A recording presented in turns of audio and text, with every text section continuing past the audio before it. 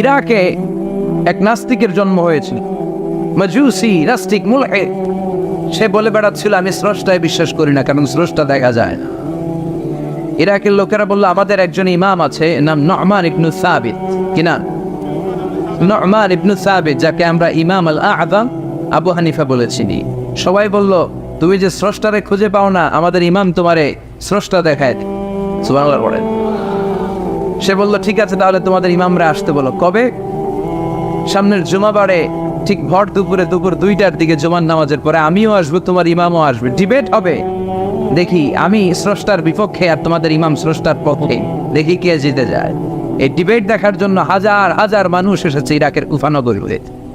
হাজার হাজার মানুষ এসেছে। ওই নাস্তিকও এসেছে যে আল্লাহকে বিশ্বাস করেন, স্রষ্টাকে বিশ্বাস করেন, সবাই এসেছে। আসে না শুধু ইমাম আবু হানিফা। নাস্তিক কয় তগো ইমাম ডরাইছে। কি বলে? তোদের ইমাম ভয় পেয়েছে। উনি এসেছেন 1.5-2 ঘন্টা দেরি করে।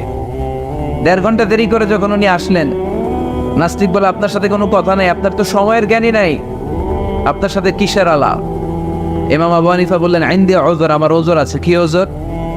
তিনি বললেন আমি যখন ঘর থেকে বেরোই আমার বাড়ির সামনে বিশাল এক নদী পড়ে যায়, আর এই নদী পেরোতে আমার নৌকা ব্যবহার করতে হয়। আজকে এসে দেখি নৌকাও নাই, মাঝিও নাই, কিচ্ছু না। কিভাবে পার হবো? হঠাৎ দেখলাম নদীর পাশে বিশাল বড় গাছ। গাছটা হঠাৎ এমনি এমনি 2 টুকরা হয়ে গেল।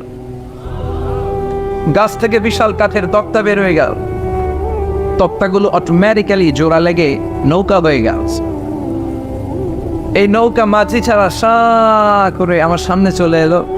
আমি নৌকায় বিসমিল্লাহ বলে বসে পড়লাম। হঠাৎ নৌকা আমারে টান দিয়ে ওপারে নিয়ে, তারপর আমি আপনার এই ময়দানে ছুটে এসেছি। এই যে গাছ কাটা, তক্তা হওয়া, নৌকা হওয়া, মাটি ছাড়া চলা, এই প্রসেসিং করতে আমার 2 ঘন্টা সময় লেগেছে। I am extremely sorry for that. Asif Jiddar, আমি দুঃখিত। নাস্তিক নেতা বলে তোকে ইমাম গাঞ্জা খাইছে। ঠিক খাইছে? তোদের ইমাম মজনুন, জুন্না আলাই, মাথার তার সিরা নিয়ে যা। ইমাম আবু হানিফা বললেন ময়দানে আমারে গালি দিলেন কেন? পাগল বললেন কেন? তার সিরা বলে ডাকলেন কেন? মজনুন শব্দ ব্যবহার করলেন কেন? মার্জিত ভাষা ব্যবহার করতে শিখেন। নাস্তিক বলে কেমন কথা আপনি বলেন? শিক্ষিত মানুষ, দার্শনিক মানুষ, জ্ঞানী মানুষ, ইমাম মানুষ, কোন মানুষ ছাড়া, করাত ছাড়া বিশাল বড় বড় গাছ কাটা যায় নাকি? মিস্ত্রি ছাড়া তক্তা বানানো যায় নাকি? মিস্ত্রি ছাড়া তক্তা জোড়া লাগিয়ে এমনি এমনি নৌকা হয় নাকি? মাছি ছাড়া পানিতে নৌকা চলে নাকি? ইমাম আবু হানিফা বললেন now you on the right track. এই তো লাইনে আসছেন। এই লাইনে আনার জন্য তো এত গল্প, লাইনে আনার জন্যই তো এত স্টোরি আমি মেক করলাম। আপনার কথা থেকেই যদি ধরি, করাত ছাড়া গাছ কাটা যায় না, এমনি এমনি তক্তা হয় না, এমনি এমনি নৌকা হয় না, মাঝি ছাড়া নৌকা এমনি এমনি চলে না, তাহলে আকাশ কেমন করে এমনি এমনি হলো? জমিন কেমন করে এমনি এমনি হলো? দ্বীপ প্রহরের জলজলে সূর্যটা কেমন করে কিরণ দিল এমনি এমনি? আল্লাহু আকবার! কেমন করে নবমণ্ডল উপমণ্ডল সৃষ্টি হলো? কেমন করে দিন শেষে রাত্রি আসে, রাত্রি শেষে দিন আসে? ওইটা যদি এমনি এমনি না হয়, মহাবিশ্বের এই সুন্দর বসুন্ধরার সব কিছু কেমন করে এমনি এমনি হয়? নাস্তিক কয় হায় হায়, আসলে তো আমি একটা লুকা পাঠা, আসলেই তো আমি হাদারাম, এইভাবে তো ভেবে দেখি নাই। আসলে তো এগুলো এমনি এমনি হয় না। Someone is controlling everything in the world. একজন মহা শক্তিধর, মহা এমডি আছে, এমডি ম্যানেজিং ডাইরেক্টর, মহা ব্যবস্থাপক, সব ব্যবস্থাপকদের বড় ব্যবস্থাপক। চিৎকার করে বলেন তিনি কে? বিশাল এক ব্যবস্থাপক আছে, তিনি সব কন্ট্রোল করছেন।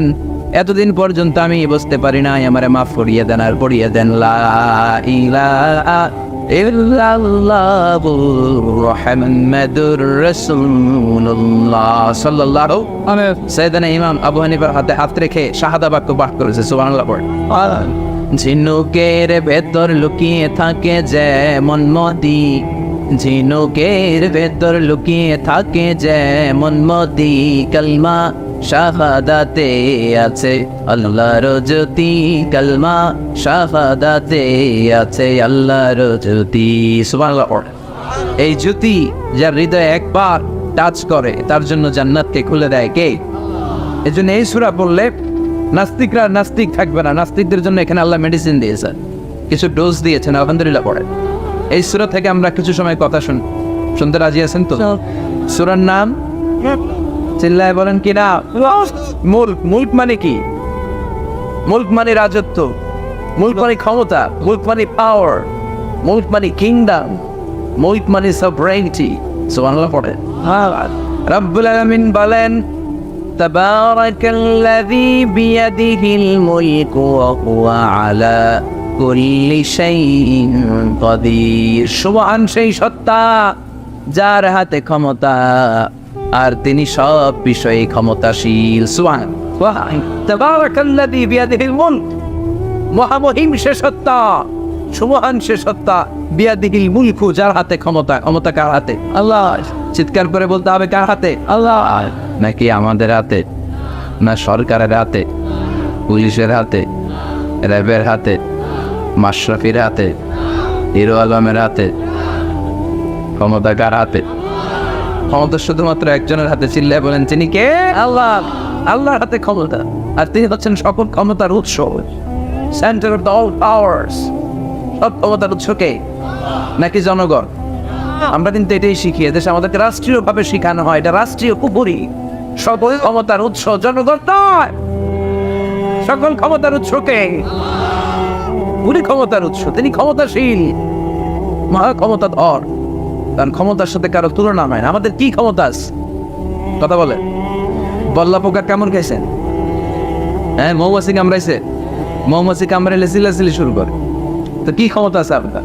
বল্লা কামড় মেয়েরা দেয় তো ওটা ধরে তো মারবো, এটাও পারি। কুত্তায় কামড়াইলে আমরা কুত্তারে কামড়াইতেও পারি না। কথা বলেন। আমরা নাকি ক্ষমতার মালিক। পিছন থেকে কেউ যদি বলে হুজুর শাহ, মজা করে বলছি এতই ভাই বেশ, আসলে যদি করে আসতো শব্দ, স্লোগান দেওয়ার বেলায় লিল্লাহে তাকবীর আল্লাহু আকবার, আমার ভাই তোমার ভাই, কাপায় ফেলামো নামায় ফেলাও।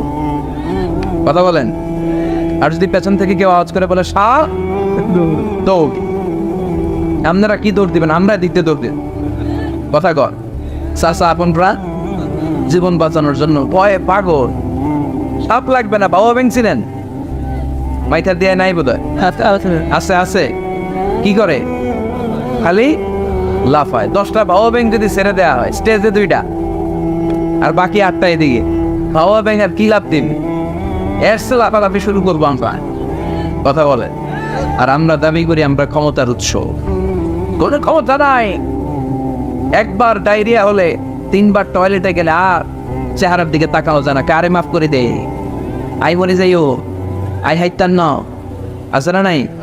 তো পারবেন না কেন? আপনার ক্ষমতার উৎস, আপনি না ক্ষমতার উৎস। আরে আপনার তো কোনোই ক্ষমতা নাই। খুলিকাল ইনসানু দাঈফা, মানুষকে দুর্বল থেকে দুর্বল করে তৈরি করেছে কে? এজন্য রব্বুল আলামিন বলেন তাবারাকাল্লাযী বিয়াদিহিল মুলকু ওয়া হুয়া আলা কুল্লি শাইইন কাদির। সুমহান সেই সত্তা যার হাতে ক্ষমতা। চিল্লায় বলেন ক্ষমতা কার হাতে? আল্লাহ। আমাদের হাতে কোনো ক্ষমতা নাই। আমরা হলাম দুর্বল। আমরা কি? দুর্বল। দুর্বলের ঘরে দুর্বল। আমরা যখন জন্মেছিলাম দুর্বল। আমার ছোট্ট একটা মেয়ে আছে, আমি অবাক হয়ে থাকি যে আমিও তাইলে ছোটবেলায় এরকম ছিলাম। না খাওয়ালে খেতে পারে না, পেশাব পায়খানা করে, ঘর নষ্ট করে, বমি করে, দাঁড়াতে পারে না, শুইতে পারে না, লালা পড়তে থাকে, ক্লিন করতে হয়, সব সময় তাকে সার্ভ করতে হয়। কি দুর্বল ছিলাম আমরা। ওই দুর্বলতা থেকে যৌবনের সাময়িক একটা সময় পাই রক্ত গরম। এরকম রক্ত গরম তোমার আগে ছিল না। আগে তুমি দুর্বল ছিলা। তুমি শুধু দুর্বল না, তুমি দুর্বলের ঘরের দুর্বল। আমাদের 14 পুরুষ দুর্বল। চিল্লায় বলেন ঠিক কিনা? কি ক্ষমতা আমাদের? দুর্বল হয়ে দুনিয়ায় জন্মালাম, সাময়িক কিছু সময়ের জন্য যৌবনের শক্তি পেলাম, আবার ওইটার পরে আবার দুর্বল হয়ে গেল। রং ধরা যৌবন জং ধরে শেষ, আবার লাঠি নিয়ে হাঁটা লাগে, কোমরে ব্যথা, মাজায় ব্যথা, আবার পুজো হয়ে যায়। কি ক্ষমতা আছে আমার? কি ক্ষমতা আছে? একটু ভূমিকম্প হলে কাঁপাকাঁপি শুরু হয়ে যা, ঠিক কিনা? ভূমিকম্প হলে বাঁচার জন্য সব দেয় দৌড়।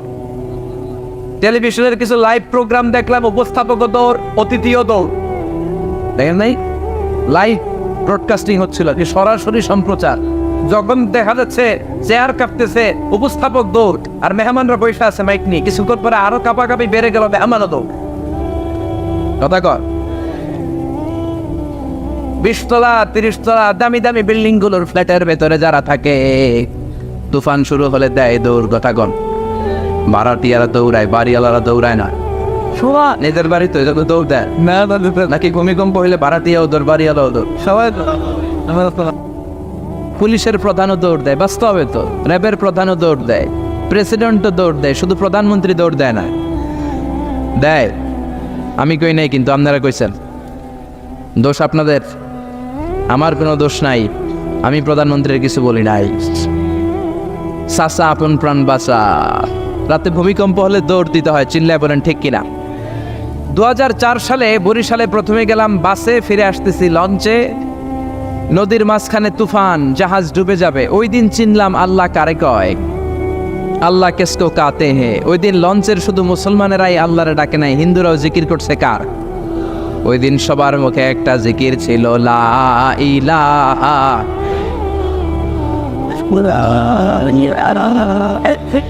লা ইলাহা ইল্লাল্লাহু মুহাম্মাদুর রাসূলুল্লাহ। লঞ্চের সবাই সেদিন চিৎকার দিয়ে বলছে বাঁচাও। আমি বললাম কে বাঁচাবে? কই হুজুর আপনি বাঁচাবেন।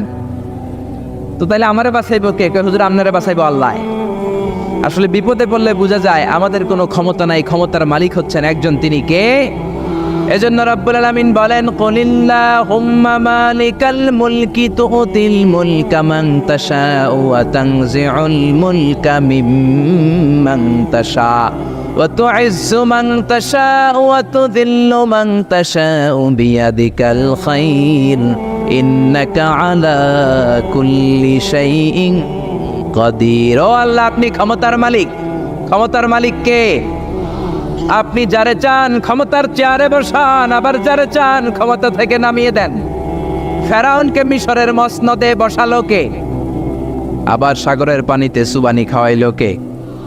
নমরুদকে ইরাকের চেয়ারে বসালো কে? আবার মশার কামড় দিয়ে শেষ করে দিল কে? ডোনাল্ড ট্রাম্পকে আমেরিকার ক্ষমতার চেয়ারের মধ্যে বসালো কে? ডোনাল্ড ট্রাম্প যদি বান্দ্রামি করে, ওইটারও লাথি মাইরা নামায়া দিতে পারে কে? এজন্য আল্লাহ বললেন, তাবারাকাল্লাযী বিয়াদিহিল মুলকু ওয়া হুয়া আলা কুল্লি শাইইন কাদির। সুমহান সেই সত্তা যার হাতে ক্ষমতা, সব ক্ষমতা কার হাতে? জোরে বলেন না, কার হাতে? এই পৃথিবীতে অনেক দেশের প্রধানমন্ত্রী কিংবা প্রেসিডেন্ট ক্ষমতার চেয়ারে 5 বছরের মেয়াদে বসে, জানেন? জানেন না? না, কোন দেশে 5 বছরের মেয়াদে, কোন দেশে 10 বছরের মেয়াদে। তো আমার আল্লাহ ক্ষমতার চেয়ারে বসছে কয় বছরের মেয়াদে? কথা বলেন। 20 বছর, 50 বছর, 100, 200, এর চেয়ে বেশি? উনার ক্ষমতার নির্দিষ্ট মেয়াদ নাই, উনার আজীবন মেয়াদ। সুবহানাল্লাহ কইবেন না? ওয়াল আউয়াল ওয়াল আখির ওয়াল যাহির ওয়াল বাতিন ওয়া হুয়া বিকুল্লি শাইইন আলিম। আল্লাহ বললেন, আমি প্রথম, আমি শেষ, আমি প্রকাশ্য, আমি গোপন। অনাদিকাল থেকে আমি আল্লাহ ক্ষমতার চেয়ারে বসা, অনন্তকাল পর্যন্ত থাকব। ঠিক কি না? 5 বছর 10 বছরের মেয়াদে আল্লাহ ক্ষমতার চেয়ারে বসে নাই। আল্লাহর ক্ষমতার মেয়াদ হচ্ছে আজীবন মেয়াদ। চিল্লায় বলেন ঠিক কি না? বুঝে শুনে উত্তর দিবেন। পৃথিবীর অনেক দেশে ক্ষমতায় যেতে হলে ডেমোক্রেটিক সিস্টেমে ক্ষমতায় যেতে হয়, মানে ভোটে জিতে। তো আল্লাহ তো ভোটে জিতে ক্ষমতায় আসছে, তাই না? ভোট ছাড়া, হ্যাঁ, এমনি এমনি চলে আসছে। আবার পৃথিবীর অনেক দেশে ডিক্টেটরশিপ সিস্টেমে, মানে স্বৈরাচারী পদ্ধতিতে, জোর যার মুল্লুক তার, ওই সিস্টেমে ক্ষমতায় বসে। আল্লাহ তো এই সিস্টেমে আসছে না? আচ্ছা। আবার অনেক দেশে আছে মোনার্কি সিস্টেম, রাজতন্ত্র, বাবা রাজা, তার ছেলেও রাজা। তো আল্লাহর বাবা ছিল রাজা, এই জন্য আল্লাহও রাজা। বিষয়টা কেমন? আল্লাহ বললেন, খবরদার, আমার ক্ষমতার সাথে তোদের ক্ষমতা মিলাবি না। কুল হুয়াল্লাহু আহাদ আল্লাহুস সামাদ লাম ইয়ালিদ ওয়া লাম ইউলাদ ওয়া লাম ইয়াকুন লাহু কুফুয়ান আহাদ। লাম ইয়ালিদ ওয়া লাম ইউলাদ, আমি কাউরে জন্ম দেই নাই, আবার আমি কারো কাছ থেকে জন্ম নেই নাই। উত্তরাধিকার সূত্রে কারো কাছ থেকে ক্ষমতা পাই নাই। বিশ্বের শুরুতে, মহাবিশ্বের শুরু থেকে যে ক্ষমতার চেয়ারে আমি আল্লাহ বসে আছি, আমি আল্লাহ এই ক্ষমতার চেয়ারে শেষ পর্যন্ত থাকবো। চিল্লায় বলেন ঠিক কি না? আমাদের ক্ষমতার সাথে ওনার ক্ষমতার কোনো মিল নাই। আবার পৃথিবীর অনেক দেশে দেখবেন ক্ষমতায় যেতে হলে কোয়ালিশন করা লাগে। বাংলাদেশে এটা বলে জোট করা লাগে। কি করা লাগে? জোটের রাজনীতি বাংলাদেশে আছে না নাই? কথা বলেন, কথা কয় না, মনে হয় কিছু বুঝেই না। জোটের রাজনীতি আছে না নাই? জোট যার বেশি ক্ষমতা তার বেশি, ঠিক কি না? প্রথমে শুরু হলো 4 দলীয় জোট, তারপর 14 দলীয়, তারপর 18 দলীয়, এরপর 20 দলীয়, এরপর মহাজোট, এবার হবে মহাজোট। তো আল্লাহ তো জোট করে ক্ষমতায় আসছে। আল্লাহর জোট করা লাগছে, কোয়ালিশন করা লাগছে। আল্লাহ বললেন খবরদার, ওয়ালাম ইয়াকুল্লাহু শারীকুম ফিল মুলকি ওয়া কাব্বিরহু তাকবীরা। আমার ক্ষমতায় কোনো অংশীদার দল নাই, আমার ক্ষমতার মধ্যে কোনো শরিক দল নাই, আমার কোনো জোট নাই, আমার কোনো কোয়ালিশন নাই। আমি একাই ক্ষমতার মালিক, আমার ক্ষমতায় ভাগ বসানোর মতো কেউ নাই। জোরে কোন ঠিক কি না? আবার দেখবেন পৃথিবীর অনেক দেশে আন্দোলনের মাধ্যমে ক্ষমতার চেয়ার থেকে নামানো যায়। যিনি প্রেসিডেন্ট, একটা আন্দোলন করলে ক্ষমতা থেকে নামানো যায়, এরকম আছে না নাই? গণ অভ্যুত্থান করতে পারলে, আন্দোলন করতে পারলে ক্ষমতা থেকে নেমে যায়। আমি যখন মিশরে পড়াশোনা করি, মিশরের প্রেসিডেন্ট ছিল হোসনি মুবারক। মিশরে একটা আন্দোলন হলো, ওই আন্দোলনের ঠেলায় হোসনি মুবারক ক্ষমতা ছেড়ে দিতে বাধ্য হলো। তো আমরাও যদি পৃথিবীর সবাই মিলে আল্লাহর বিরুদ্ধে আন্দোলন করি, আল্লাহ ক্ষমতা ছেড়ে দিতে বাধ্য। বুঝে শুনে উত্তর দিয়েন। পৃথিবীর সবাই মিলে চাইলেও আল্লাহ ক্ষমতা থেকে নামবে না। আচ্ছা, যত জিন আছে মহাবিশ্বে, সব জিনেরা যদি বলে আমরাও একাত্মতা ঘোষণা করলাম, আমরাও আল্লাহরে মানি না, মানুষ জিন ভাই ভাই, আল্লাহর আর রক্ষা নাই, তাইলে তো আল্লাহ ক্ষমতা ছেড়ে দিবে, তাই না? ছেড়ে দিবে। আবার ফেরেশতারাও যদি বলে আমরাও মানি না, মানুষ জিন ফেরেশতা 3 দলীয় জোট। কয় দলীয়? কথা বলেন। মানুষ জিন ফেরেশতা 3 দলীয় জোট করে যদি আল্লাহর ব্যাপারে বিদ্রোহ করি, তাহলে আল্লাহর ক্ষমতা শেষ নাকি? আল্লাহর ক্ষমতা শেষ? আল্লাহ বললেন ওয়া আন্নাকুম গায়রু মুজিজিল্লাহ।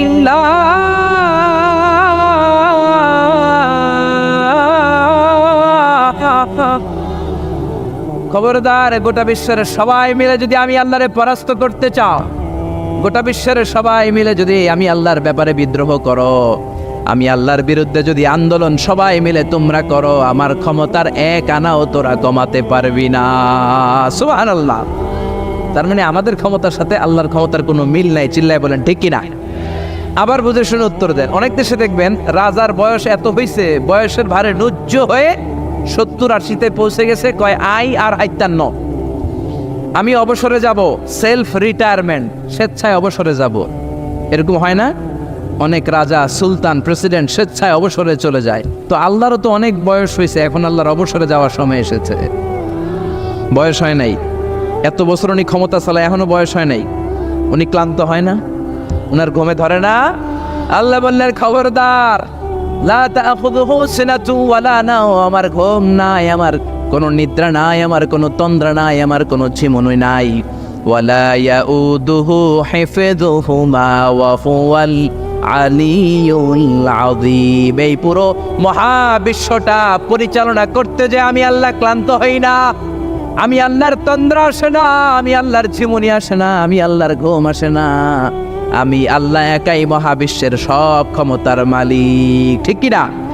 এজন্য আল্লাহ বললেন তাবারাকাল্লাযী বিয়াদিহিল মুলকু ওয়া হুয়া আলা কুল্লি শাইইন কাদির। সুমহান সেই সত্তা যার হাতে ক্ষমতা। ক্ষমতা কার হাতে? সবাই বলেন না, ক্ষমতা কার হাতে? নাকি আপনাদের হাতে?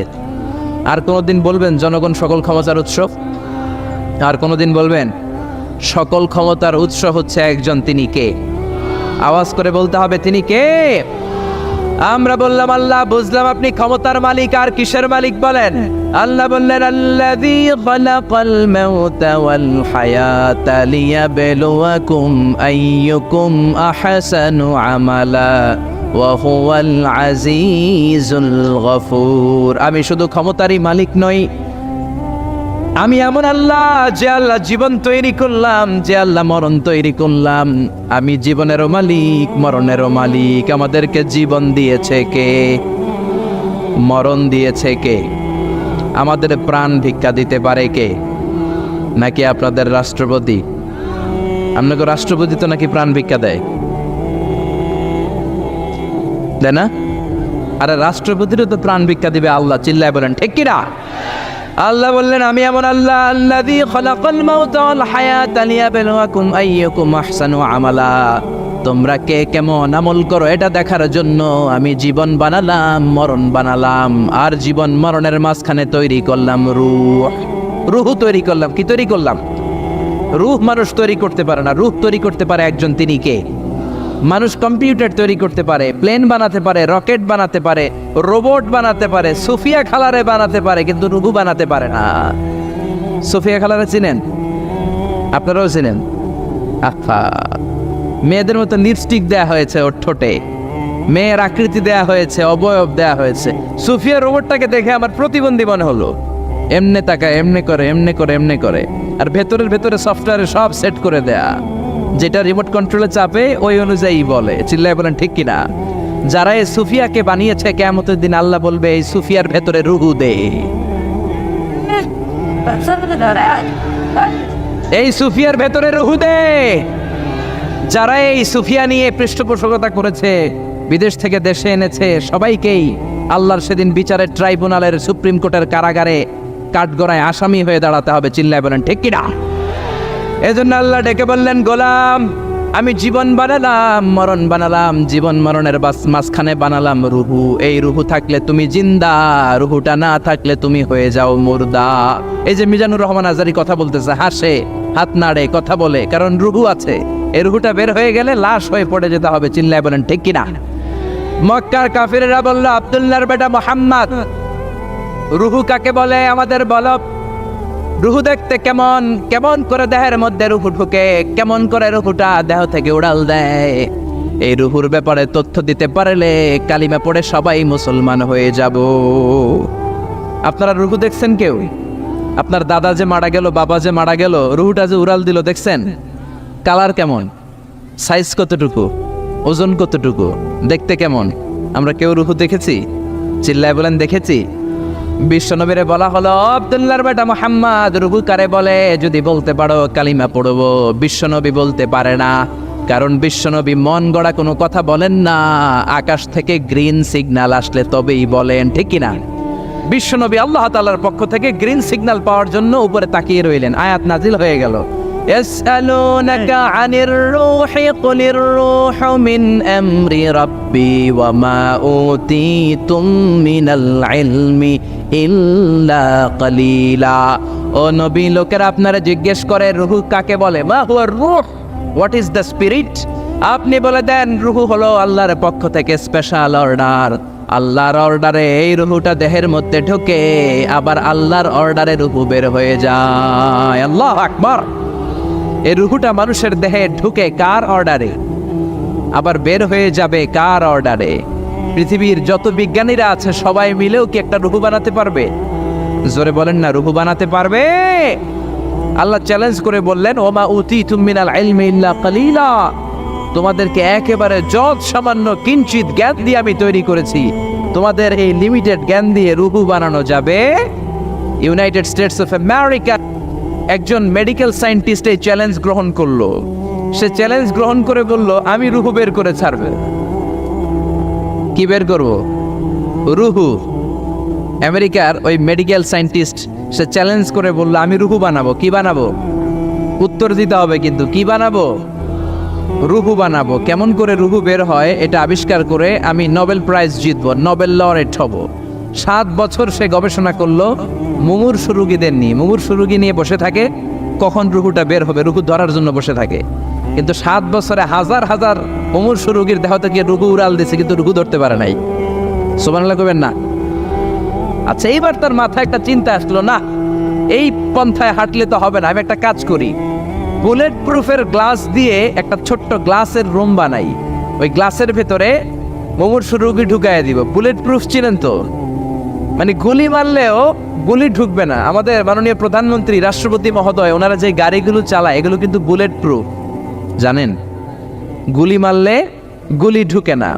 তো উনি বুলেট প্রুফ গ্লাস দিয়ে, টেম্পার্ড গ্লাস দিয়ে ছোট্ট একটা রুম বানালেন, কাচের গ্লাস। উনি মনে মনে ভাবলেন, মুমূর্ষু রোগী যদি এই কাচের গ্লাসের ভেতরে ঢুকাই, যেহেতু বুলেট প্রুফ, কিছু ঢুকেও না, বাইরে হয় না, রুহু বাইরে কেমনে দেখি। তো কাচের গ্লাস বানিয়ে তার টিমের সবাইকে বলল, আইসিইউ থেকে একটা মুমূর্ষু রোগীকে ধরে আনো, আজকে আমি রুহু ধরে ছাড়ুম। তো মুমূর্ষু রোগীকে আনা হয়েছে ইন্টেন্সিভ কেয়ার ইউনিট থেকে, তাকে কৃত্রিম অক্সিজেন দিয়ে লাইফ সাপোর্টে রাখা হয়েছে। মেডিকেল টিমের প্রধান বলে, এই লোকটারে এই বুলেট প্রুফ গ্লাসের যে ছোট্ট রুম, এটার ভিতরে ঢুকানোর আগে চেক হিজ বিপি, তার বিপি মাপ, ব্লাড প্রেশার মাপ। তো মেপে দেখে ঠিক আছে। ওজন মাপ, বলে ওজন মাপা হলো, ওজন হচ্ছে 80 কেজি, 80 কিলোগ্রাম। কত কেজি? 80। সবাই বলেন কত কেজি? 80 কেজি। এবার মেডিকেল টিমের প্রধান বলে, মুমূর্ষু রোগীটার ভিতরে ঢুকিয়ে দে। ঢুকানো হলো। এবার সে বলল, লাইফ সাপোর্ট খুলে ফেল। সবাই বলে, স্যার লাইফ সাপোর্ট খুলে ফেললে তো মরে যাবে। মেডিকেল টিমের প্রধানকে মারার জন্যই তো আনছি, এটার না মারলে আমি রুহু পামু কেমনে? এটা রুহুটা তো বের করতে হবে দেহ থেকে। তো যেই কথা সেই কাজ, ঢুকানো হলো, লাইফ সাপোর্ট খুলে ফেলা হলো। লোকটা গ্লাস ফিটিং করা রুমের ভেতরে ছটফট করতে করতে দুনিয়া থেকে বিদায় নাই। এবার মেডিকেল টিমের প্রধান রুহু খুঁজতেছে। দুনিয়া থেকে বিদায়, তার মানে তো রুহু বের হয়ে গেছে, কিন্তু রুহু আর খুঁজে পায় না। গ্লাসের এই দিকে তাকায়, ওই দিকে তাকায়, নিচে উপরে, ডানে বায়ে, সামনে পেছনে, কোথাও রুহু নাই। রুহু খুঁজে পাওয়া যায় না। সে ভাবলো, আমি গ্লাসের দরজাটা খুলে হাত দিয়ে এরকম বাইং মাছ যেমনি হাতায়, এরকম হাতাইলে হয়তো রুহু পাবো। তো কাচের গ্লাস খুলে হাত দিয়ে এরকম হাতানো শুরু করলো। হাতাতে হাতাতে পুরো গ্লাস ফিটিং করা রুমের ভিতরে সব খুঁজে ফেললো, কিন্তু রুহু খুঁজে পাওয়া যায় নাই। লোকটাকে বের করা হলো। উনি বললেন, চেক হিজ বিপি, বিপি মাপতো। সবাই বলে, স্যার এটা তো ময়রা ভূত হয়ে গেছে, এখন তো বিপি নাই। বিপি বুঝেন তো, ব্লাড প্রেশার। এই যে ধাক্কাটা, অলিন্দ নিলয়, সিস্টোলিক ডায়াস্টোলিক, জন্মের পর থেকেই আমাদের এই যে দম নেয়া আর দম ছেড়ে দেওয়ার খেলাটা আছে না নাই? কথা বলেন। এই যে ফুসফুস দম নেয়, দম ছেড়ে দেয়। শীতের রাতে আপনি কম্বল গায়ে দিয়ে ঘুমায় যান, আপনার দমও কি ঘুমায় যায়? আপনার দম ঘুমাইলে তো আপনি ঠুস। আয় রে মানুষ রঙিন ফানুস, দম ফুরাইলে তবু তো ভাই কারোরই নাই একটুখানি। আয় রে মানুষ রঙিন ফানুস, রঙিন ফানুস, আয় রে মানুষ। পড়েন আল্লাহু আকবার। এবার মেডিকেল টিমের প্রধান বলে, চেক হিজ বিপি, বিপি মাপ। সবাই বলে, বিপি নাই, কিন্তু ওজন আছে না নাই? মরার পরেও তো একটা লাশের ওজন থাকে কি থাকে না? এবার মেডিকেল টিমের প্রধান বলে, চেক হিজ ওয়েট, ওজন মাপ। এবার ওজন স্কেলে শোয়ানোর পরে দেখা গেল লোকটা মরার আগে ছিল 80, এখন হয়ে গেছে 78 কেজি। কয় কেজি? মরার আগে লোকটা ছিল কয় কেজি? মরার পরে ওজন দেওয়ার পরে ওজন হয়ে গেছে কয় কেজি? কমছে কয় কেজি? মেডিকেল টিমের প্রধান কয়, আমি পাইছি। সবাই কয়, কি পাইছেন? মেডিকেল টিমের প্রধান কয়, ওইডা। সবাই কয়, কোনডা? কয়, রুহু। কেমনে পাইলেন? কয়, মরার আগে ছিল 80 কেজি, মরার পরে 78 কেজি, কমছে 2 কেজি। তার মানে যেটা উড়াল দিছে ওইটাই 2 কেজি। পাইছে ঘোড়ার ডিম।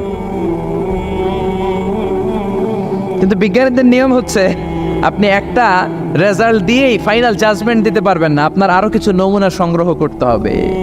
সে বলল, আরেকটা রোগীকে আইসিইউ থেকে নিয়ে আয়, ওজন মাপ, বিপি মাপ। বিপি ওকে, ওজন কত? 70 কেজি। দ্বিতীয় যে লোকটাকে আনা হলো তার ওজন 70 কেজি। চিল্লায় বলেন, কয় কেজি? 70। এবার গ্লাসের ভিতরে ঢুকানোর পরে অক্সিজেনের মাস্কটা খুলে ফেলা হলো। এই লোকটা অক্সিজেনের অভাবে ছটফট করতে মরে গেল। মরার পরে আবার রুহু খোঁজে, কিন্তু গ্লাসের ভিতরে রুহু নাই। এই লোকটাকেও বের করে মেডিকেল টিমের প্রধান বলে, চেক হিজ বিপি, বিপি মাপ। সবাই বলে, বিপি নাই, কিন্তু ওজন আছে না নাই? এই লোকটার ওজন মরার আগে কত কেজি? 70। এবার ওজন দিয়ে দেখে এই মৃত লোকটার ওজন হয়ে গেছে 71 কেজি। কয় কেজি? আগেরটা তো কম ছিল, মিলানো গেছে। এবার যাবি কই? হ্যাঁ, আগেরটা 2 কেজি কমেছে। মনে মনে চিন্তা ছিল, রুহু যেটা ছিল উড়াল দিয়েছে, রুহু নাই, 2 কেজি কমেছে। এবার ছিল 70 কেজি, মরার পরে আরো বেড়ে গেছে 1 কেজি। এবার যাবে কই? আল্লাহ বলে, কিয়ামত পর্যন্ত বিপি মাপতে পারবা, কিয়ামত পর্যন্ত বুলেট প্রুফের গ্লাসের ভিতরে লাশ ঢুকাতে পারবা, বের করতে পারবা, কিন্তু রুহু খুঁজে বের করতে পারবা না। ঠিক কি না? ইয়াসআলুনাকা আনির রূহি কুলির রূহু মিন আমরি রাব্বি ওয়া মা উতীতুম মিনাল ইলমি ইল্লা কালিলা। নবী লোকেরা আপনার রূহের ব্যাপারে জিজ্ঞেস করে, আপনি সোজা সাপটা লোকদেরকে বলে দেন, রূহ হলো আমার আল্লাহর আদেশ মাত্র। আল্লাহর আদেশে দেহে ঢুকে আল্লাহর আদেশে বের হয়। পৃথিবীর কোনো মানুষ রূহ খুঁজে বের করতে পারবে না, সে বের করতে পারে নাই। কারণ মানুষ মরে গেলে এক একজনের দেহের অবস্থা এক এক রকম। কারো হাতটা টাইট হয়ে যায়, খিচুনি দিয়ে দেহের সবকিছু জমাট বেঁধে যায়, ওজন কিছু বেড়ে যায়। আবার কারো দেহটা ফেসফেসে হয়ে যায়, দেহের পেটের ভেতরে যত গ্যাস ছিল এগুলো বের হয়ে দেহটা পাতলা হয়ে যায়। পাতলা হোক আর ভারী হোক, ওইটা মেজারমেন্ট করে রূহ খুঁজে বের করা যায় না। চিল্লায় বলেন ঠিক কিনা? আমরা বললাম আল্লাহ, বুঝলাম আপনি ক্ষমতার মালিক, আপনি রুহুর মালিক, আর কিসের মালিক বলেন? আল্লাহ বললেন, আল্লাযী খালাকা সাবআ সামাওয়াতিন তিবাকা মা তারা ফি খালকির রহমানি মিন তাফাউত। ও গোলাম, আকাশের দিকে তাকা, মাথার উপরে তাকা। 7টা স্তরে আকাশটারে 7টা স্তরে বিন্যস্ত করে সাজিয়ে দিয়েছে কে? আবার আল্লাহ বললেন, ওয়ালাকাদ যায়্যানাস সামাআদ দুনিয়া বিমাসাবিহা ওয়া জাআলনাহা রুজুমান লিশ-শায়াতিন। আমি এই পৃথিবীর কাছের আকাশটাকে, প্রথম আকাশটাকে চমৎকার চমৎকার তারা দিয়ে সুশোভিত করে দিয়েছি। সুবহানাল্লাহ। এই যে খালি চোখে উপরের দিকে যে আপনারা তাকান, তাকালে যেটা দেখা যায় এটা কি আকাশ? কথা বলেন না, এটা আকাশ না, এটা মহাশূন্য। এটা কি? জোরে বলেন, এটা কি? Space, father. এটা মহাশূন্য। আপনি উপরের দিকে তাকালে যেটা দেখেন এটা প্রথম আকাশের মহাশূন্য। কথা খেয়াল করে বুঝতে হবে।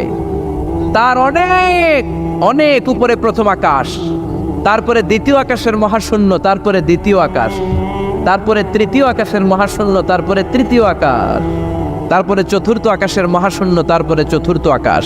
এভাবে একটার চেয়ে আরেকটা বড়। কত বড়? বিষ্ণু বললেন, তোমার হাতের আংটিটা খুলে যদি সাহারা মরুভূমির উপরে ছুঁড়ে ফেলে দাও, সাহারা মরুভূমির তুলনায় তোমার হাতের আংটি যত ছোট, আল্লাহর দ্বিতীয় আসমানের তুলনায় আল্লাহর প্রথম আসমানটা ঠিক তত ছোট। সুবহানাল্লাহ। বাড়িতে যে বললেন, একটার চেয়ে আরেকটা বড়। প্রথম আসমানের চেয়ে দ্বিতীয় আসমান বড়, দ্বিতীয় আসমানের চেয়ে তৃতীয় আসমান বড়, ওইটার চেয়ে চতুর্থ, পঞ্চম, ষষ্ঠ, সপ্তম ওইটা বড়। তার উপরে বর্ডার এলাকা সিদরাতুল মুনতাহা বড়, তার চেয়ে বড় হচ্ছে লৌহে মাহফুজ, তার চেয়ে বড় আল্লাহর আরশ, তার চেয়ে বড় আল্লাহর কুরসি, তার উপরে আল্লাহর 70,000 নূরের পর্দার প্রথম পর্দাটা মহাবিশ্বের সবকিছুর চাইতে বড়। আল্লাহর এই সৃষ্টির তুলনায় কত ক্ষুদ্র আমি, কত তুচ্ছ আমি, কত নগণ্য আমি। এই যে আড়াইবাড়ি দরবার, এটার কোন থানায় পড়েছে? কসবা। কসবা হচ্ছে ব্রাহ্মণবাড়িয়ার একটা থানা, তাই না? ব্রাহ্মণবাড়িয়া হচ্ছে বাংলাদেশের 64টা জেলার একটা জেলা। এরকম 64টা জেলা মিলে সুজলা সুফলা শস্য শ্যামলা ডিজিটাল বাংলাদেশ, ঠিক কিনা? আর এই ডিজিটাল বাংলাদেশ এই পৃথিবীর সবচেয়ে বড় দেশ নাকি? হ্যাঁ, তাহলে ছোট্ট সাইজের একটা দেশ। এই যে পাশের ভারত, এই ভারতও বাংলাদেশের চেয়ে 20-25 গুণ বড়। কানাডা প্রায় 100 গুণ বড়, রাশিয়া প্রায় 150 গুণ বড়। এরকম 200টা দেশ নিয়ে পৃথিবীর 30 ভাগ স্থল, বাকি 70 ভাগ শুধু হানি আর হানি। বুঝতে পারছেন? 30 ভাগ হচ্ছে স্থল, বাকি 70 ভাগ জল। এই পুরোটা মিলে আমাদের পৃথিবী। এই পৃথিবী হচ্ছে সৌরজগতের খুব ছোট্ট সাইজের একটা গ্রহ। সৌরজগৎ নিয়ে যাদের কিছু পড়াশোনা আছে তারা জানবেন, এই সৌরজগতের একটা ছোট্ট বালিকণার চেয়েও ছোট সাইজের একটা গ্রহ হচ্ছে পৃথিবী। এই সৌরজগতের যে গ্রহগুলো আছে, এমনও গ্রহ আছে যেগুলো পৃথিবীর চাইতে সাইজে অনেক বড়। বৃহস্পতি নামে একটা গ্রহ আছে, বিশাল বড় সাইজের গ্রহ। যেই সূর্যের আলো পেয়ে আমরা বেঁচে আছি, এই সূর্যটা পৃথিবী থেকে 13 লক্ষ গুণ বড়। সুবহানাল্লাহ। বাড়িতে যে দেখছেন, বাড়িতে যে বলতে বললে এদিকে বলে ফেলায়, আসতে বলতে বললে চিল্লায় বলে। ডিজিটাল সিস্টেম, সরকার ডিজিটাল, দেশ ডিজিটাল, বক্তা ডিজিটাল, শ্রোতাও ডিজিটাল। আশা করি মাইকটাও ডিজিটাল না? আলহামদুলিল্লাহ, ডিজিটাল হতে হবে। তো এই সূর্যটা পৃথিবী থেকে 13 লক্ষ গুণ বড়। কত লক্ষ? Can you imagine, can you guess? এটা কি আপনি কল্পনা করতে পারেন? 13 লক্ষ পৃথিবী সূর্যের মধ্যে রাখার জায়গা করে দিয়েছে কে? সূর্য কি পৃথিবী থেকে মাত্র 13 গুণ বড়? 1300 গুণ, 13,000 গুণ, 13 লক্ষ গুণ। তার মানে কি সূর্যই মহাবিশ্বের সবচেয়ে বড় গ্রহ, বড় তারা? না, ব্যাটেলজিউস নামে একটা তারা আছে যে সূর্য পৃথিবী থেকে 13 লক্ষ গুণ বড়। ওই ব্যাটেলজিউস তারা আবার ওই সূর্যের চেয়ে 33 কোটি গুণ বড়। তার মানে ব্যাটেলজিউস তারাই মহাবিশ্বের সবচেয়ে বড় তারা? না, ব্যাটেলজিউসের চেয়েও যে কত বড় তারা আছে তার কোনো ইয়ত্তা নাই। এরকম lakh lakh, million, billion, trillion, zillion, billion, octillion, কত অক্ট্রিলিয়ন তারা যে আমাদের গ্যালাক্সি মিল্কি ওয়েতে আছে, ইউনাইটেড স্টেটস অফ আমেরিকার নাসার বিজ্ঞানীরা আজও হদিস করতে পারে নাই। চিল্লায় কোন আল্লাহু আকবার। সূর্যের পরে পৃথিবীর সবচেয়ে কাছের তারার নাম হচ্ছে প্রক্সিমা সেন্ট্রাই, তারপরে আলফা সেন্ট্রাই এ, আলফা সেন্ট্রাই বি, এটা ক্যারিনা, ব্যাটেলজিউস একটার চেয়ে আরেকটা বড়।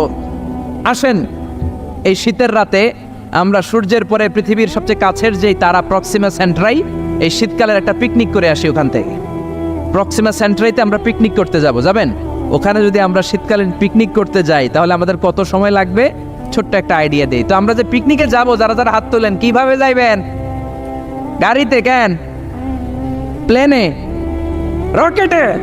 হ্যাঁ, রকেটে যাইতে হবে, প্লেনে যাওয়া যাবে না। কারণ বর্তমান বিশ্বে সবচেয়ে দ্রুতগামী যে প্যাসেঞ্জার প্লেন আবিষ্কার হয়েছে এটার নাম হচ্ছে বোম সুপারসনিক। কি নাম? Bomb supersonic. Bomb bomb Afridi না, আবার বোম সুপারসনিক। এটা ঘন্টায় চলে 1300 কিলোমিটার বেগে। এটা দিয়েও যাওয়া যাবে না, কারণ কোনো প্যাসেঞ্জার বিমান দিয়ে এই যে মাধ্যাকর্ষণ শক্তি এটাকে ডিঙানো যায় না। আমাদেরকে যেতে হবে রকেট দিয়ে। কোন রকেট দিয়ে যাব? যে রকেট দিয়ে নীল আর্মস্ট্রং, এডউইন অলড্রিন আর মাইকেল কলিন্স 1969-এ চাঁদে নেমেছিল। ওই রকেটটার নাম হচ্ছে অ্যাপোলো 11। যারা যারা হাত তুলছেন একটু নামটা মুখস্থ রাখেন, অ্যাপোলো 11। তাহলে আপনি ঘুরে আসলে লোকেরা জিজ্ঞেস করতে পারে কোন রকেটে গেছিলেন, তখন বলতে হবে না অ্যাপোলো 11-এ গেছিলাম। তো ঠিক আছে, যারা যারা হাত তুললেন তারা আর আমি এখন পৃথিবী থেকে সবচেয়ে কাছের যে তারাটা প্রক্সিমা সেন্ট্রাই তার নাম, ওইখানে পিকনিকে যাব। তো এই যে রকেটটা দিয়ে যাব অ্যাপোলো 11, এটা কত দ্রুত চলে এটা আগে শোনেন। এই অ্যাপোলো 11 সেকেন্ডে চলে 11 কিলোমিটার বেগে, মিনিটে চলে 660 কিলোমিটার বেগে, আর ঘন্টায় চলে 39,000 কিলোমিটার বেগে। সুবহানাল্লাহ, মজা করে কইতে পারলেন না? 39,000 কিলোমিটার বেগে ঘন্টায় চলে। আচ্ছা, বাংলাদেশ থেকে আমেরিকা কত কিলো হবে? 8-10,000 কিলো। তার মানে এই রকেটটা দিয়ে বাংলাদেশ থেকে আমেরিকায় 1 ঘন্টায় 4 বার আসা যাওয়া করা যাবে। সুবহানাল্লাহ পড়েন। তো যারা যারা হাত তুলেছেন, আসেন আমরা এই রকেট দিয়ে পৃথিবীর সবচাইতে কাছের তারা প্রক্সিমা সেন্ট্রাইতে শীতকালের পিকনিকে যাব। কিন্তু যাবেন যে কত সময় লাগবে এটাও তো জানার দরকার আছে না নাই? যেই রকেটটা অ্যাপোলো 11 ঘন্টায় চলে কত হাজার কিলোমিটার বেগে? 39,000 কিলোমিটার বেগে। 39,000 কিলোমিটার বেগে ছুটে এরকম একটা রকেট দিয়ে যদি পৃথিবীর সবচেয়ে কাছের তারায় আমরা পৌঁছতে চাই, আমাদের 1,15,000 বছর লেগে যাবে। কেন ইমাজিন? আপনি কি কল্পনা করতে পারেন যে রকেটটা ঘন্টায় ছুটবে আপনাকে নিয়ে 39,000 কিলোমিটার বেগে, ওই রকেটটা দিয়ে পৃথিবীর সবচেয়ে কাছের যে তারাটা ওইটাতে পৌঁছতে আমাদের 1,15,000 বছর লেগে যাবে। তার মানে আল্লাহ যদি বলে যা আজারি কি আর করবি, তোর যখন এত শখ হয়েছে, যারা যারা হাত তুলছে তোরে আর ওদেরকে আমি 1,15,000 বছর হায়াত দিয়ে দিলাম।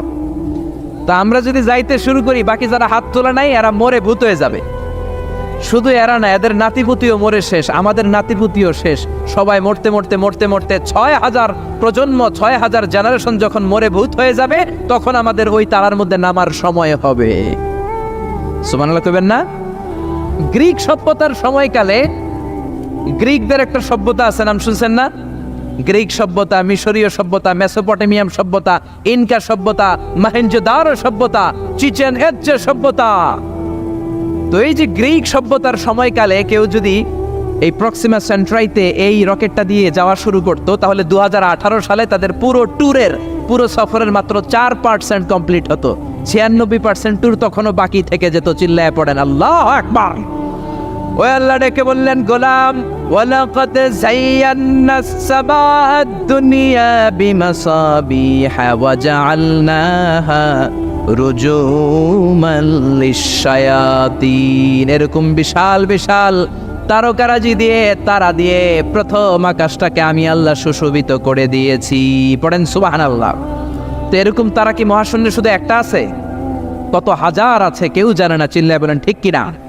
সূরাতুল মুলক অনেক লম্বা, তো আমি হাইলাইটেড জায়গাগুলো নিয়ে আপনাদের সাথে কথা বলি। এরপরে রব্বুল আলামিন প্রথম রুকুর শেষের দিকে বললেন, ওয়া আসিররু কাওলাকুম আও ইজহারু বিহি ইন্নাহু আলিমুম বিযাতিস সুদূর। ও গোলাম, তোমরা আস্তে কোনো কথা বলো, প্রকাশ্যে বলো কিংবা গোপনে বলো, কেউ শোনে না, শোনে কে? চিল্লায় বলেন, কেউ যেটা দেখে না দেখে কে? কেউ যেটা শোনে না শোনে কে? দুনিয়ার সবার চোখ আপনি ফাঁকি দিতে পারবেন, আমার আল্লাহর চোখ ফাঁকি দেয়া যাবে নাকি? আচ্ছা বলেন তো, পুলিশের চোখ ফাঁকি দেয়া যায় কি যায় না?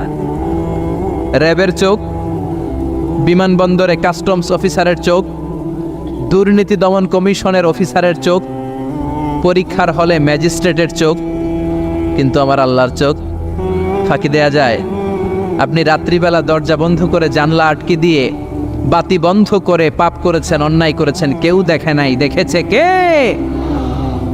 এরপরে আল্লাহ বললেন, আওয়ালাম ইয়ারাউ ইলাত তায়রি ফাওকাহুম সাফাতিন ওয়া ইয়াকবিদনা মা ইউমসিকুহুন্না ইল্লার রাহমান ইন্নাহু বিকুল্লি শাইইন বাসীর। আল্লাহ ডেকে বললেন, গোলাম ওরা কি পাখির দিকে তাকায় না?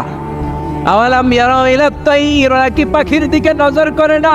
ফাওকাহুম সাফাতিন ওয়া ইয়াকবিদ, যেই পাখিগুলো ওদের মাথার উপর দিয়ে উড়ে বেড়ায়, যেই পাখিগুলো ওদের মাথার উপরে ডানাগুলো মেলে দেয়, আবার ডানাগুলো ছাপটে জমিনের মধ্যে নেমে আসে, ওরা কি পাখির দিকে তাকায় না? কেউ যদি পাখি নিয়ে গবেষণা করে সে নাস্তিক হতে পারে। আপনি যদি পাখি নিয়ে রিসার্চ করেন আপনি নাস্তিক হতে পারবেন না।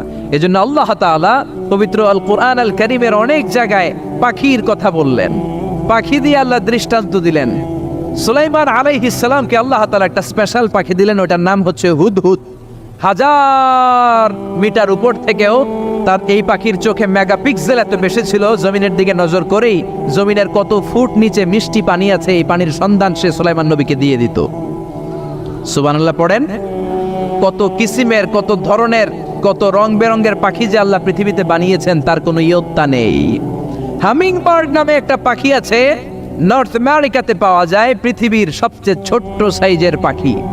এটা যখন প্রাপ্ত বয়সে পৌঁছে এই পাখিটার সাইজ হয় মাত্র 3 ইঞ্চি। কয় ইঞ্চি? পৃথিবীর সব পাখি সামনের দিকে উড়ে, আর এই হামিং বার্ড সামনেও যেমনি উড়ে পিছনের দিকে উঠতে পারে। সুবহানাল্লাহ কইলেন না? এই পাখিটা প্রতি সেকেন্ডে তার পাখা ঝাপটায় 80 বার। কয়বার? আমি আপনি আমাদের হাতগুলো 1 সেকেন্ডে ঝাপটাতে পারবো কয়বার? 4 বার, সবচেয়ে বেশি হলে 5 বার। আর এই পাখিটা প্রতি সেকেন্ডে তার ডানা ঝাপটায় 80 বার। চিল্লায় এখন সুবহানাল্লাহ। আলপিন সুইফট নামে একটা পাখি আছে, সাউথ ইউরোপের আল্পস পর্বতমালার পাশে এই পাখিগুলো পাওয়া যায়। গোটা বিশ্বে এটাকে সুইফট বার্ড বলে, সুইফট বার্ড।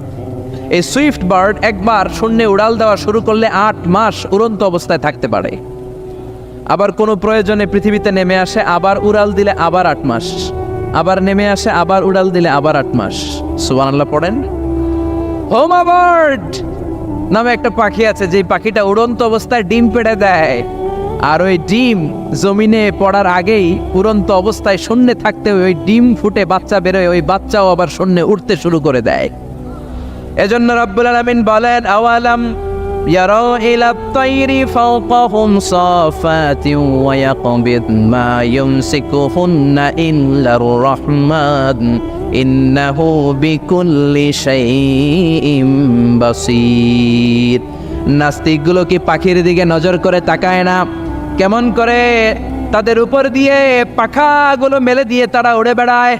সাফাতিন ওয়া ইয়াকবিদনা, পাখাগুলো ডানাগুলো মেলে দেয়, আবার ডানা ঝাপটায়। এই পাখিগুলোকে শূন্যে কেউ ধরে রাখে নাই, ধরে রেখেছে একজন, তিনি হলেন আমার আল্লাহ। তিনি কে? এই যে পাখিগুলো শূন্যে উড়ন্ত অবস্থায় থাকতে পারে, ওদেরকে শূন্যে উড়ন্ত অবস্থায় রাখলো কে? জোরে বলেন কে? ছোট্ট হাঁসের বাচ্চা পৃথিবীতে আসার সাথে সাথে কেমন করে পানিতে সাঁতার কাটে? কে এই হাঁসের বাচ্চারা শিখালো যে তোর টানা ঝাপটাতে হবে, পা নাড়াতে হবে? শিখালো কে? গাভীর পেট থেকে বাছুর বের হয়েই গাভীর ওলানের মধ্যে ঢু মারে। কে ওরে শিখালো ওই জায়গায় ঢু দে, ওইখানে ঢু মারলেই তোর রিজিক বেরোবে? কে শিখালো? সুবহানাল্লাহ কইতে মন চায় না? এজন্য আল্লাহ বললেন ওরা কি পাখির দিকে তাকায় না? পাখির দিকে তাকালে তো পৃথিবীর কোনো মানুষ নাস্তিক থাকতে পারে না। পাখিকে আরবিতে কি বলে বলেন তো দেখি? হ্যাঁ, কি? তয়ের। হ্যাঁ, তয়ের। আর বিমানকে আরবিতে কি বলে কে জানে? তয়ের, তয়রান, তয়ের একই জিনিস। বিমান আরবিও যা, পাখি আরবিও তা। Birds and aeroplane maintain the same flying mechanism while flying. পাখি আর বিমান যখন আকাশে উড়ে একই সিস্টেমে উড়ে। এই জন্য এই পাখির উপর রিসার্চ করে বিমান আবিষ্কার হয়েছে। সুবহানাল্লাহ পড়েন। কিন্তু আফসোসের বিষয় হচ্ছে আমরা বানাতে পারি নাই, এটা বানিয়েছে ইহুদিরা।